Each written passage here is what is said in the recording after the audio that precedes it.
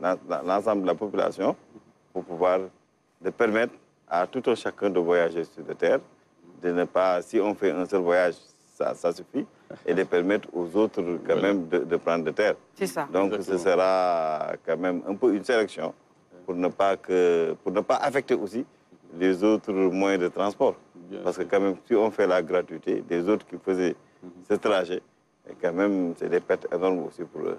Okay. Mais à chaque moyen de transport aussi, sa clientèle. Hein. J'entends souvent ce débat sur peut-être la cherté des prix, sur bon, est-ce qu'il ne faudrait pas ramener ça au niveau des tarifs, en tout cas des Ndiagandiaï et autres, du tout. Parce que je pense que chaque moyen de transport a sa clientèle. Il y a des gens pour qui voilà, l'idée ne viendra jamais de prendre un taxi, par exemple. Depuis que le taxi existe ici au Sénégal, ils prendront toujours un Ndiagandiaï. Pour d'autres aussi, bon, c'est plutôt le Ndiagandiaï. Voilà, ainsi va la vie, quoi, je pense bien. Même si je continue à faire le plaidoyer pour qu'on puisse peut-être, pourquoi pas, espérer une baisse voilà, aussi des tarifs du TER. Alors, par rapport à la mobilité urbaine, monsieur le ministre, quels sont, disons, ces énormes avantages que l'on doit aujourd'hui, en tout cas, qui seront apportés grâce au TER? Il faut souligner que c'est sous le magistère du président Macky Sall que la problématique du transport de masse, a été replacée au cœur des politiques publiques avec un diagnostic en amont dans le cadre du PSE. Tout ça, c'est un diagnostic en amont dans le cadre du PSE. Parce que le président a fait le tour du pays. Il a interrogé l'ensemble des populations qui ont quand même listé l'ensemble des problèmes du pays et il a voulu apporter des solutions. Donc c'est à sa vision que nous devons le TER et les BRT, des infrastructures modernes, rapides, capacitaires, respectueuses de l'environnement et qui vont améliorer la mobilité urbaine. C'est extrêmement important parce que les externalités négatives de la conjonction de Dakar nous font perdre 110 milliards annuellement. Donc si nous restons 5 ans, 6 ans sans rien faire, nous perdons à peu près 600 à 700 milliards. C'est pourquoi c'est le coût de l'inaction. Si nous ne faisons rien, on va perdre 700 à 800 milliards. Le coût de l'inaction pendant un certain nombre de temps finance de terre. Donc ça, c'est la rationalité économique.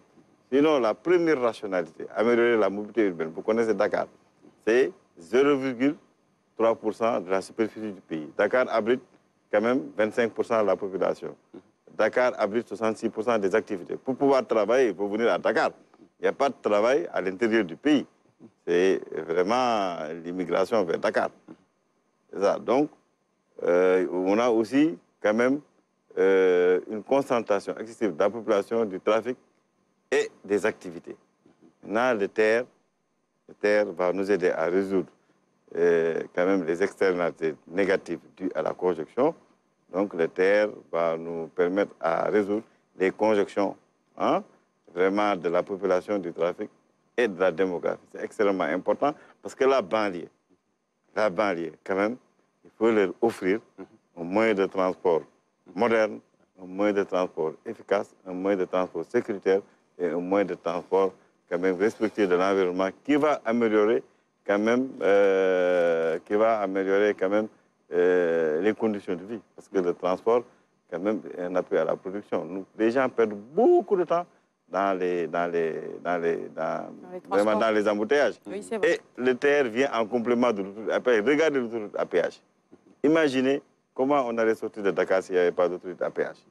Et maintenant, le TER vient en complément de l'autoroute à péage pour améliorer quand même la mobilité de la banlieue d'abord. La première rationalité, c'est la banlieue, parce que c'est la banlieue qui a une demande de transport extrêmement importante pour venir travailler à Dakar. Deuxièmement, il faut connecter Dakar au pôle urbain de Diamniadio et plus tard connecter Dakar à l'aéroport. À l'aéroport international. Alors, monsieur le ministre, sur la question de l'emploi, justement, c'est vrai que Dakar polarise toutes les attentions, mais l'idée, c'est également de pouvoir permettre à toutes les autres régions également de pouvoir briller et fixer les jeunes dans les localités, ce qui explique toutes ces politiques de territorialisation, autant pour moi, qui sont mises en œuvre pour justement créer suffisamment d'emplois dans ces régions-là aussi, essayer de fixer les jeunes. Je pense que ça aussi, c'est important. C'est ça, c'est pourquoi le TER, c'est un train express régional. Un train express régional, ça relie les régions. Ça, c'est la première phase. La première phase, c'est Diamniadio. Après Diamniadio, on va aller à Hambourg, donc on relie la région de Thiès. Après Diamniadio, on va aller à Thiès. De Thiès, on peut aller à Saint-Louis comme on peut aller à Tamba, dépendamment de la viabilité économique, parce qu'on ne fait pas un projet simplement pour faire un projet. Il faut faire des études de viabilité économique. Il faut regarder si la demande est là. Si la demande est là, donc le projet TER doit continuer pour relier les régions.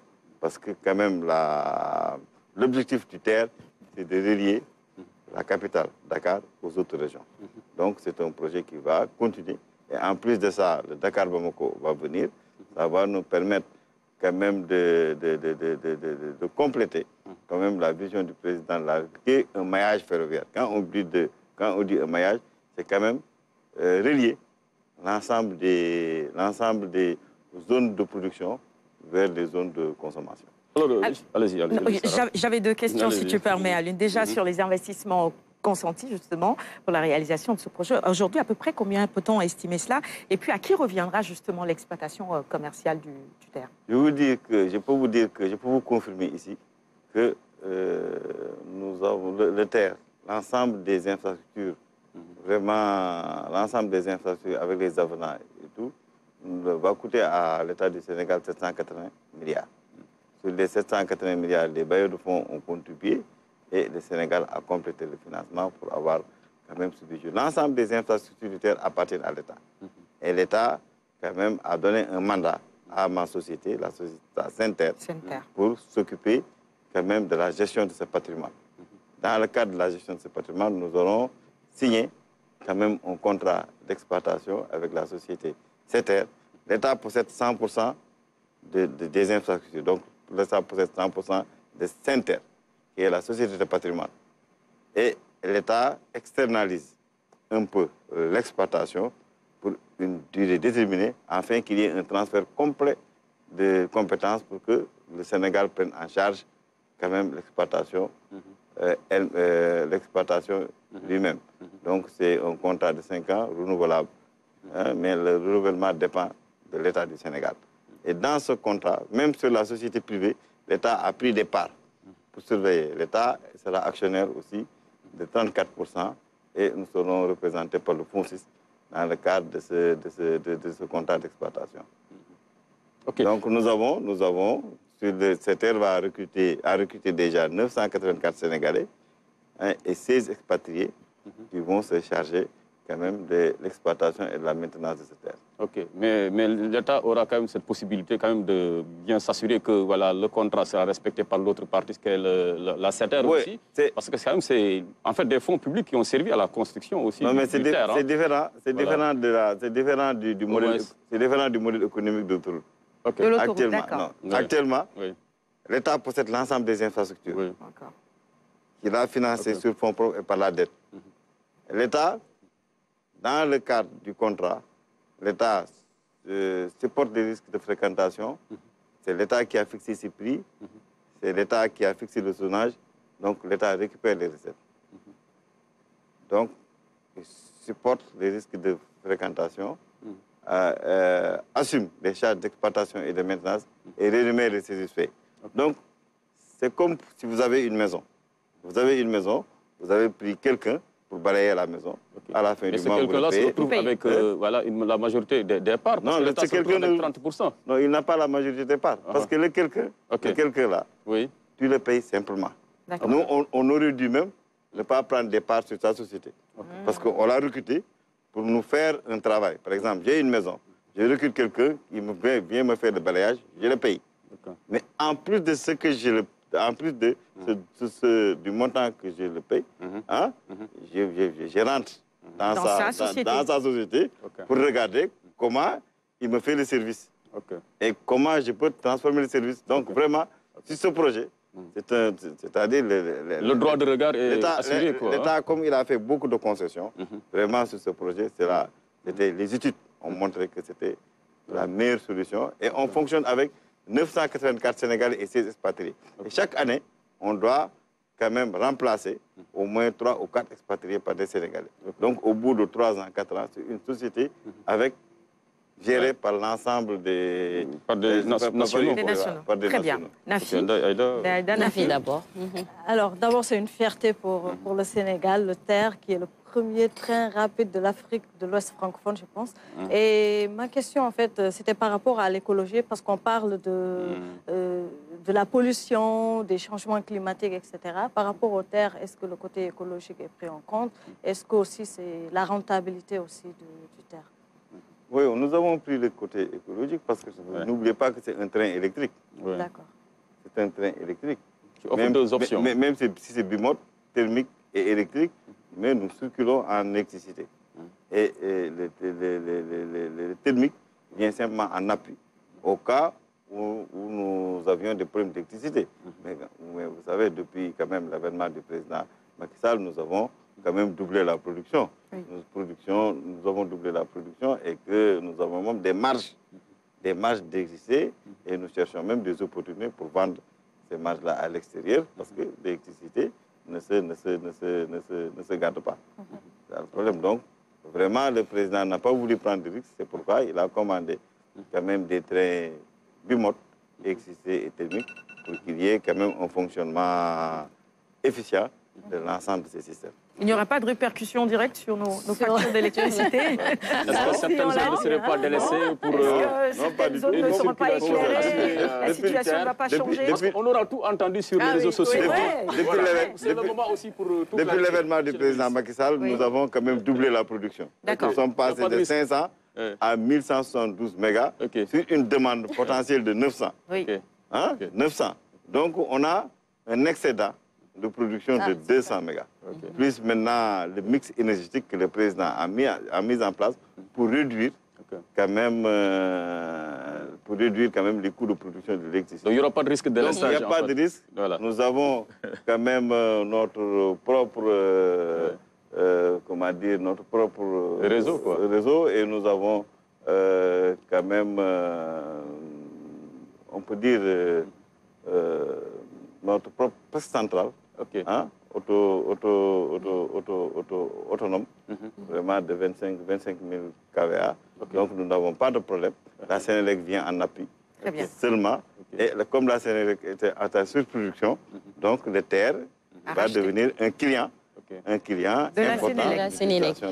Alors, on a bien spécifié que ce sera des départs de train tous les 10 minutes, les 10 minutes, et après 22 heures, toutes les 20 minutes. Est-ce que toutes les infrastructures, est-ce qu'il y a aujourd'hui assez de trains pour pouvoir soutenir ces départs-là? Ce rythme, c'est parce que c'est quand même un problème, c'était quand même un problème au niveau des transports urbains, le respect des délais. Tu veux parler des bus, c'est ça? Voilà, des bus, tout simplement. Il faut voir, parce que quand même, les facteurs clés de succès de cette ère, c'est la régularité. Chaque 10 minutes, nous avons un train. Vous pouvez planifier votre temps. Vous savez quand le train entre à gare, quand il quitte. Et les voyages, maintenant, on le compte par temps. Je suis à 10 minutes de Pékin, je suis à tant de minutes de Beau-Maraîcher, je suis à 45 minutes de Diamniadio, c'est ça. Donc vraiment, c'est la régularité, c'est la fiabilité. Nous avons combiné la précision et la fiabilité pour assurer aux Sénégalais quand même un train qui part à l'heure et qui arrive à l'heure. Et c'est la capacité. Nous faisions 15 000 voyageurs par jour avec le petit train de banlieue. Maintenant, nous faisons 115 000 voyageurs par jour. L'ensemble de ces facteurs clés de succès sont assurés quand même dans le contrat que nous avons signé avec la société privée CETER pour que l'ensemble de ces paramètres et critères de performance soient respectés. Encore 2 minutes. Alors, M. est-ce que nous avons 15 trains. Nous n'avons pas un seul train. D'accord, Nous avons 15 trains. Alors, on sait que le TER traverse une bonne partie de la banlieue, une zone densément peuplée. Alors, est-ce qu'il y a suffisamment de passerelles pour faciliter au moins, la circulation des populations riveraines? Ça, c'est la première question. Et sur la deuxième, elle concerne aussi les impactés, le paiement de leurs droits. Est-ce qu'aujourd'hui, l'État s'est acquitté véritablement aussi de ses engagements? Pour vous dire, pour le TER, nous avons 15 trains, nous avons 14 ponts, nous avons 28 passerelles Nous avons l'ensemble des ouvrages d'art, plus de 67 ouvrages d'art. Il y a un système biétique. Il y a pour l'électrification, nous avons une sous-station et plusieurs autotransformateurs. Donc, électrification 2 fois 25 000 kVA. Vraiment, nous avons un mur, 36 km de mur de part et d'autre, 72 km de mur pour isoler, assurer l'étanchéité quand même de la plateforme ferroviaire parce qu'il y a l'électricité. Ouais. Pour maintenant améliorer la mobilité sociale des populations, parce qu'on ne peut pas, il n'y a pas de passage à niveau, donc il faut assurer une mobilité de part et d'autre de l'axe ferroviaire. C'est pourquoi nous avons 28 ponts, nous avons 14 ponts, 28 passerelles pour que les populations aussi puissent traverser de part et d'autre. Donc je vous dis, il y a assez de ponts parce qu'à chaque 300 mètres, il y a un pont. Il y a une passerelle pour permettre aux gens de passer. Et sur le paiement maintenant des impactés, en tout cas, parce que certains en tout cas avaient menacé de ruer pour les impactés, je vous dis, il y a à peu près 16 000 impactés. 16 000 impactés. Pour les 16 000 impactés, les gens qui sont conciliés, il y a à peu près 95% qui sont conciliés et payés. Il reste 5%. Et en plus de ces 5%, quand même, le président a bien voulu leur octroyer quand même 38 hectares qui est en train d'être aménagé. Les gens sont partis plusieurs fois regarder le terrain. C'est un marché qui a été attribué à Socopec et Socopec est en train de faire l'aménagement. En plus de ça, le président a bien voulu accepter que nous sélectionnons à peu près 1000 personnes, les plus vulnérables, pour leur octroyer quand même un petit budget de 1,2 million chacun pour leur permettre, quand même, c'était avant la Tabaski, pour leur permettre de passer la Tabaski. Et vraiment, nous n'avons pas de problème parce que l'autoroute à péage actuellement, qui est terminée depuis longtemps, jusqu'à présent, il y a des queues. Des queues d'impactés qui n'ont pas encore reçu. Attendre le paiement de l'État. Nous n'avons pas de problème parce que l'ensemble de l'argent qui doivent indemniser les gens, l'argent est mobilisé et vraiment mis dans un compte séquestre et qui ne servira qu'à payer les impactés. D'accord. Donc, si toutes les procédures sont terminées, on les paye. Pour se taire, quand même, les gens ont fait un effort énorme parce que sur 36 km, nous avons le budget des indemnisations est de l'ordre de 100 milliards. Monsieur le ministre, il nous reste juste une minute, mais je pense qu'il est important qu'on puisse parler de sécurité et d'interdit également. Je ne sais pas si c'était la question de la fait, c'est un peu ma question. Je voulais savoir par rapport à l'entretien, par rapport aux bagages, aux personnes transportées aujourd'hui. Est-ce qu'il y a des limites par rapport aux bagages pour que ça ne devienne pas très vite un car rapide, j'ai envie de dire, parce qu'aujourd'hui, on voit que... Il y a des limites parce que c'est comme l'avion. Il y a des limites. Il y a des limites de poids, des limites de gabarit. On parle de deux bagages à deux bagages sur un peu les conditions à remplir pour pouvoir voyager avec. Heureusement, il y a quand même une société d'emballage qui est au niveau des gares pour emballer certains produits. On pourra y transporter son ketchup, par exemple. Oui, mais c'est ça emballé. Mais il faut que ce soit emballé, les ketchup, ils rentrent dans les avions. Mais bien emballés, on ne sent pas les honneurs. Les animaux, peut-être les chiens qui sont dans leur habitat bien déterminé. Mais sinon, quand même, nous appelons au Sénégal, nous avons fait la sensibilisation, nous appelons les Sénégalais pour leur dire que le terre, c'est leur terre. C'est leur terre. C'est un moyen de transport moderne qui a été amené pour améliorer les conditions de vie des Sénégalais en termes de déplacement. Et comme vous le savez, ça participe à décongestionner Dakar. Parce que le président a fait 2 projets structurants.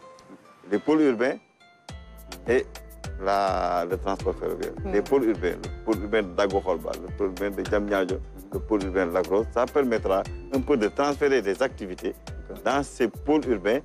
Quand on transfère des activités, il faut les connecter quand même avec Dakar. C'est extrêmement important. C'est pourquoi on le dit toujours, le Djamnyadjo apparaît comme un cœur qui bat pour irriguer ses artères entre Dakar et le Sénégal des profondeurs. Parce qu'à partir de Djamnyadjo, vous avez 2 possibilités. Soit vous allez vers Mbour, soit vous allez vers Thiès, Saint-Louis. Donc c'est extrêmement important.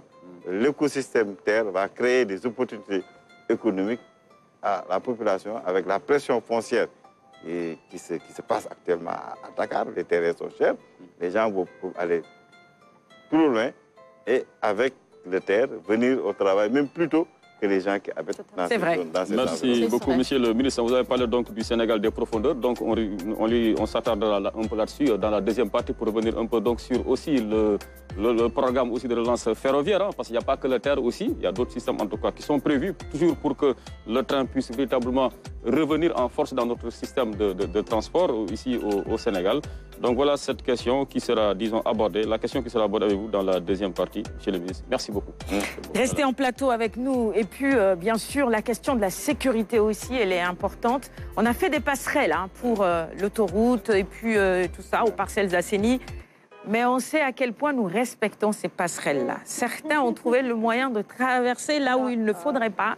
Et là, il y a énormément de risques. On en reparlera dans la deuxième partie. Oh, pourquoi les CRR? Il faut leur fixer un quota. Hein, pour attention, c'est de l'électricité. Donc, c'est ça, c'est 25 000 volts. C'est pas 220 volts, c'est 25 000 volts. 25 000 volts. C'est mortel, là. Il faudra absolument faire attention et traverser au niveau des passerelles. On reparlera de tout ça dans la deuxième partie. Voici un petit extrait du clip du jour. Dans un moment, le bulletin d'info. Restez avec nous.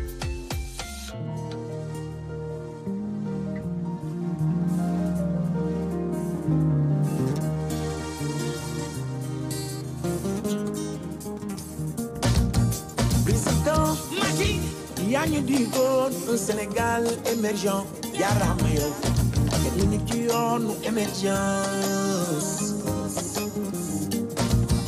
Président Macky, da nga ñu digoon un Sénégal émergent gàcce ngalaama yow maa ngi ci yoonu émergence. Autorail bi nga tàmbali moo gën a neex di yow président. Sénégal émergent carte la ñu ne yaa tel bi as bi ndax Sénégal yi foog nañ ne dootuñu ma seyee autorail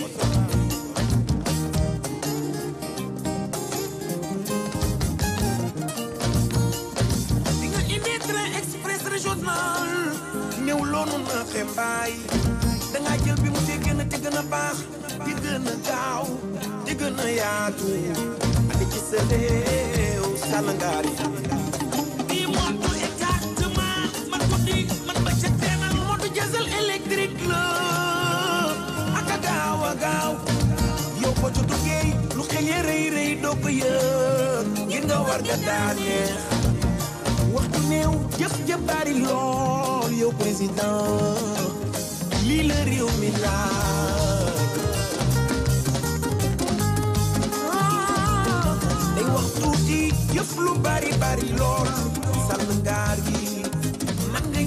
Le train express régional sifflera aujourd'hui. L'exploitation commerciale démarre. À suivre en direction de nos antennes la cérémonie officielle de ce projet phare du plan Sénégal émergent. Voici maintenant le bulletin d'info. Dans un petit moment, on se retrouve pour la suite en plateau avec la chronique cinéma et celle tendance de Nafissa Ayer. À tout de suite. Wake up early in the morning, a long way but go because I gotta find my way the Lord. Ce n'est pas avoir de l'ambition ou un excès d'ambition que d'aimer pour son pays, pour l'Afrique, des choses qui se font partout ailleurs dans le monde. Il faut que nous puissions élever le niveau de la prestation pour nos pays, pour nos populations. Une ambition devenue comme une obsession, aligner le pays sur les standards. Un train électrique, c'est d'abord moins polluant. C'est plus rapide, c'est plus sûr, ça transporte plus de personnes que 100 000 bus que vous allez mettre. Donc le choix est simple. Soit on fait le choix de l'avenir, de la technologie, ou alors on reste à la période médiévale. Pourtant, de tous les projets du PSE, il reste celui qui aura le plus nourri de passion et suscité les rumeurs les plus insoupçonnées.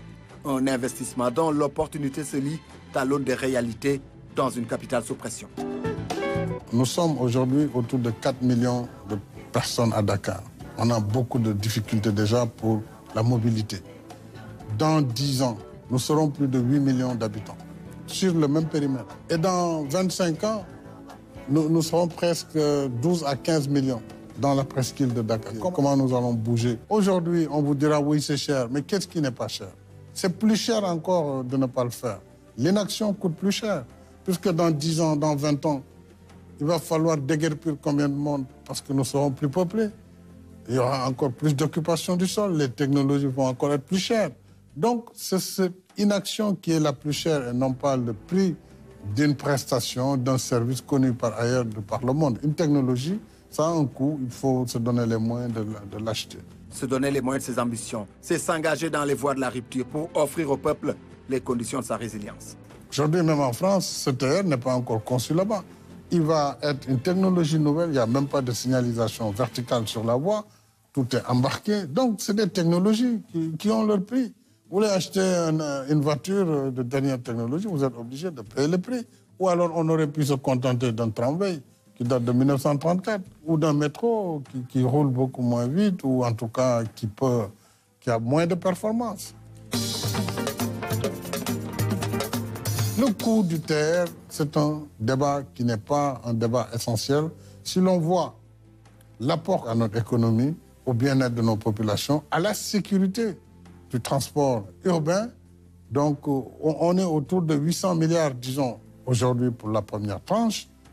Mais on oublie que sur ces 800 milliards, les 92 milliards quasiment ont été payés aux usagers pour les impenses. Le train express régional ainsi conçu a aujourd'hui fière allure. Mais comme ses aînés à travers le monde, il suit l'implacable destin des œuvres gigantesques. Objet de polémique au départ, ils finissent toujours dans les cœurs et restent pour l'éternité des motifs de satisfaction.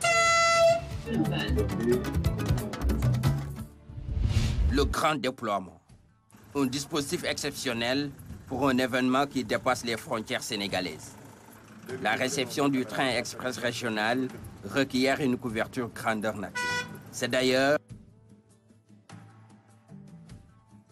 la réussite de ce rendez-vous, la RTS n'a pas lésiné sur les moyens. À la gare de Diamniadio, les techniciens sont d'attaque. Depuis 2012, le président de la République a mis... Le directeur général n'a pas hésité à déployer tout le matériel qu'il faut à la gare de Dakar. Il y a une régie qui est là-bas.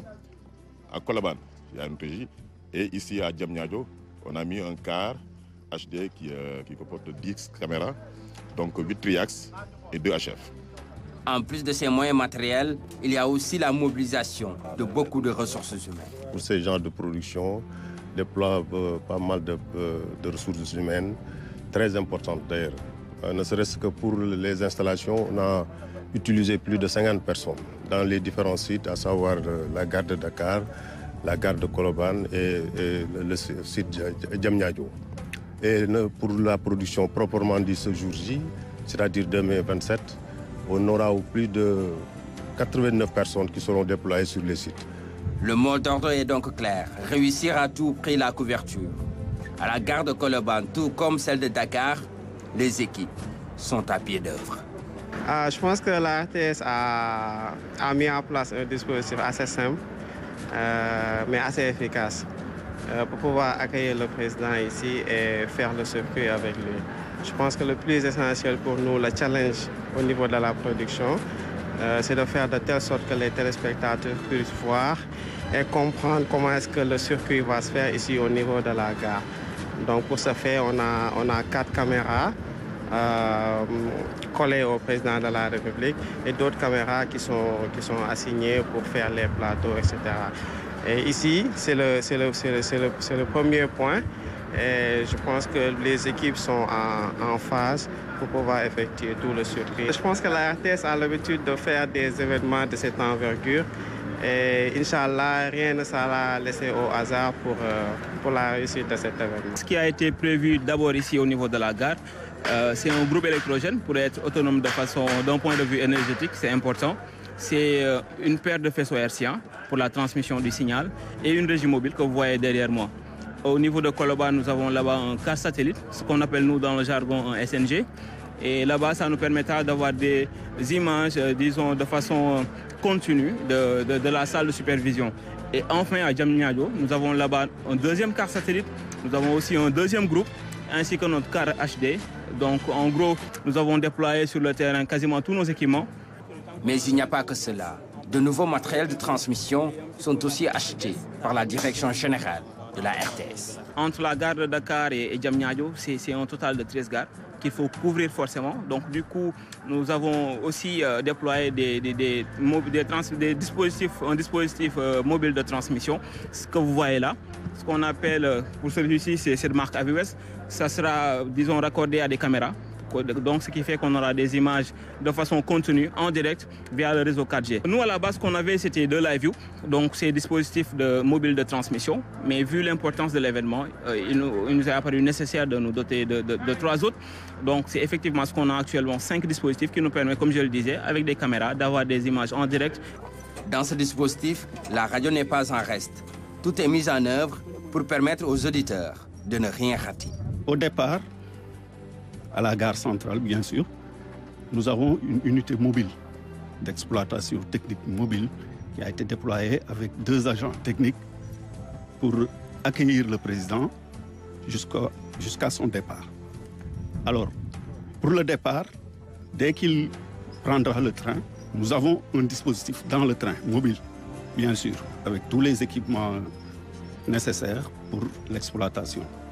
Ici, à Diamniadio, nous avons le car de transmission autonome de la radio. Nous pouvons dire que les auditeurs ne vont rien rater. De la gare de Dakar à Diamniadio, la chaîne leader vous accompagnera sur tout le long du trajet, histoire de vous faire vivre les temps forts de l'événement. 27 décembre, une date qui sera marquée d'une pierre blanche dans les annales de l'histoire du Sénégal. De chez vous, vous voyagerez dans ce train à travers la RTS. À chaque contexte des moyens d'adaptation pour la gendarmerie nationale, la nouvelle mission demeure la sécurité du TER. Reconnaissables par leur uniforme, les éléments du groupement de gendarmerie du train express régional sont déployés de Dakar à Diamniadio avec des tâches diverses et variées. Le groupement de gendarmerie du train express régional a pour mission de prévenir, mais aussi de réprimer toutes les atteintes aux personnes et à leurs biens à bord des trains, mais également sur les emprises, donc au niveau des gares et des haltes.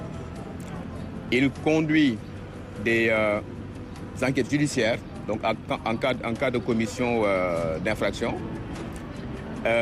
et participe à la prévention, mais également à combattre toutes les actions violentes ou malveillantes de nature terroriste ou du type sabotage contre le TR et les emprises. Désormais, ils sont positionnés dans les gares, dans les trains en tout temps. À côté des missions régaliennes, ces éléments font aussi de l'assistance. Au-delà de la mission de sécurisation à proprement parler, donc les gendarmes sont là également pour orienter, pour répondre à des questions jusqu'à la limite de leurs compétences et de rassurer les populations et les usagers qui vont emprunter ce TR. Pour remplir correctement les tâches, le haut commandant de la gendarmerie nationale, directeur de la justice militaire, le général de division Moussa Fall en a fait une priorité. C'est ainsi qu'une compagnie spéciale a été créée pour la sécurité du TER et des usagers. Le groupement de gendarmerie du train express régional dispose aussi de postes de surveillance. Et des unités sont aussi déployées pour faire des patrouilles le long du trajet Dakar-Diamniadio.